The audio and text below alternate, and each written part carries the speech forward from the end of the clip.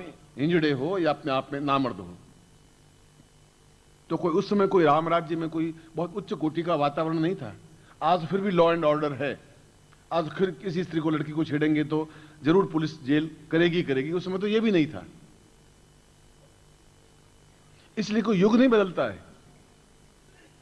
युग तो त्रेता युग, द्वापर युग, कलयुग अपने आप में एक जैसे ही थे। इसलिए आप ये सोचें कि अब हम क्या कर सकते, हम तो कलयुग में पैदा हुए।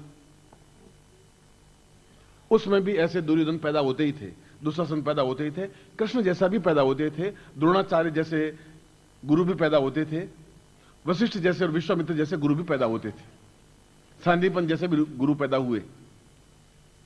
मगर शंकराचार्य जिस पंक्ति को बोले वह अपने आप में महत्वपूर्ण पंक्ति है, क्योंकि उसने उस पंक्ति को श्वेता श्वेत्रोपनिषद से उठाया शंकराचार्य ने। और उस श्वेता श्वेत्रोपनिषद, उपनिषद का मतलब है, आपको तो ध्यान है 4 वेद हैं और मैं कहूंगा कि हकीकत में 8 वेद हैं। आप कह रहे हैं ये तो आप नई बात बता रहे हैं, ये तो कोई अब आपकी मर्जी है। मगर कई ग्रंथ, कई वेद लुप्त हो गए, ज्ञान चेतना युक्त ही नहीं रहे। खैर, मैं तो इन 4 वेदों में से, ये तो एक अलग एक प्रवचन का टॉपिक हो जाएगा कि वे 8 वेद कौन से थे, क्या थे, वह तो एक दूसरा विषय है, वह ज्ञान की एक दूसरा चिंतन है।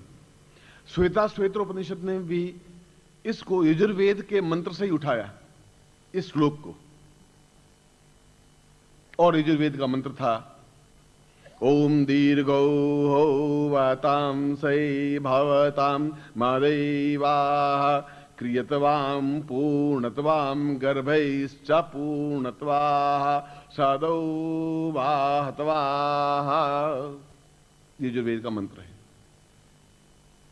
मैं आपको बता रहा हूं कि मूल ऋषि ने कहां वाणी उच्चरित की, उसको सरल करने के लिए श्वेता श्वेत्रोपनिषद बनाया।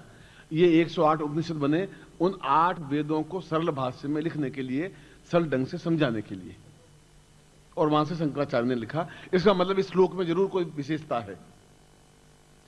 शंकराचार्य जैसे विद्वान को उससे उस श्लोक को उठाने की जरूरत क्या थी?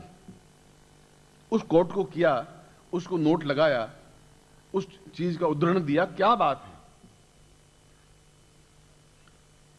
और शंकराचार्य आज से 2500 वर्ष पैदा हुए।